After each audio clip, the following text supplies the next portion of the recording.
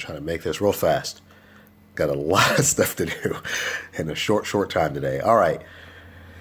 The biggest problem in the Bible, as I can see it, and this is don't take this the wrong way. I'm not dissing the Bible or anything like that. So don't take this the wrong way. The biggest issue in the Bible is the imagery language. It's all the figurative, poetic, idiomatic, hyperbole, figurative language. This is the biggest problem in the Bible. Okay. The reason why is because people read the Bible sort of like they read an encyclopedia.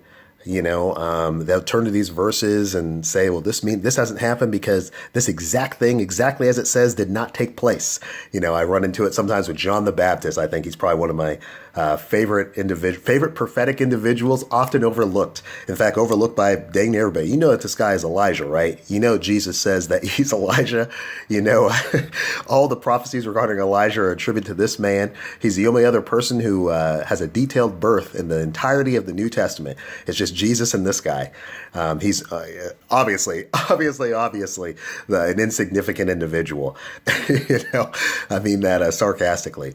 Look, I've had individuals tell me on numerous bases that, numerous circumstances, in fact, that John the Baptist is most certainly not Elijah. I'll ask them why. They'll say, well, in the prophecies regarding Elijah, it says that every mountain will be made a valley, every valley will be made a mountain, all the rough places will be made smooth, all the crooked places will be made straight. This is obviously an enormous global catastrophe. Thus, Elijah has not come. And, I don't think I ever believed that was what was required for Elijah to come, but I certainly did believe to a certain degree that it was a large global event.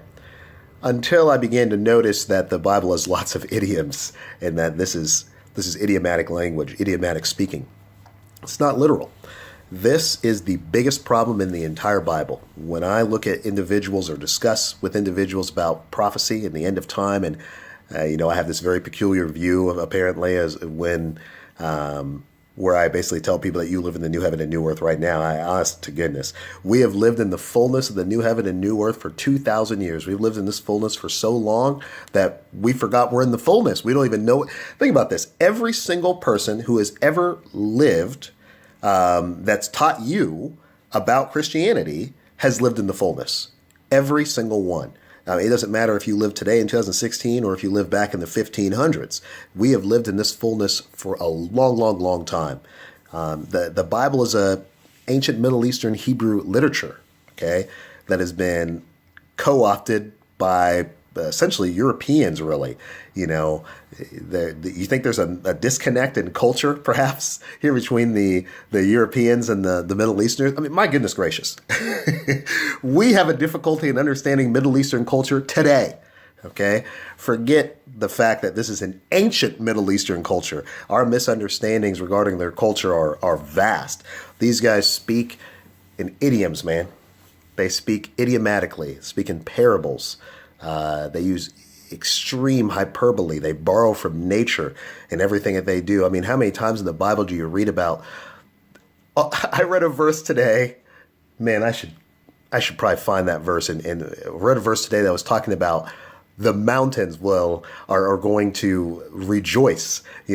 Mountains are going to rejoice. There's verses in the Bible that say that mountains will melt underneath of blood. There's a verse in the Bible that says that there will be blood up to the horse's bridle. Are you serious? A guy sent me an email about a week or so ago trying to explain how there wasn't enough blood in the entire world for there to be, blood up to the horse's bridle as is being discussed. People don't realize this is idiomatic speaking. I mean, it just means there'll be a lot of bloodshed. It doesn't mean that there literally toddlers are going to be drowning in blood. It doesn't mean that. But when we read these verses, man, we take it at face value without considering that these people are very, very much into imagery, huge in parables, big on idioms, huge on similes. My goodness, how many times do you read in the Bible, I was like this, then I was like this? And you think about the way that they were like, I was like, can't even think of one right now, but similes are big in the Bible. I was reading the other day in Isaiah, one of the kings, he had been preserved from death. He had 15 years added onto his life. And then he has a little moment where he's expressing his gratitude, and it's just simile after simile after simile after simile. The way they speak isn't like how you talk, man. We don't talk like that. We use similes and metaphors today, but not to the degree that they do. This is a literature. It's full of poetry. And when I talk to people about the end of time, what I notice is that more often than not, what they consider to be unfulfilled is an idiom or a simile or a metaphor or hyperbole. And of course, waiting for these things to literally manifest doesn't make any more sense than a guy saying it's going to rain cats and dogs and expecting literal puppies and kittens to fall out of the sky. So quick vid, but that's basically what's on my mind, I guess.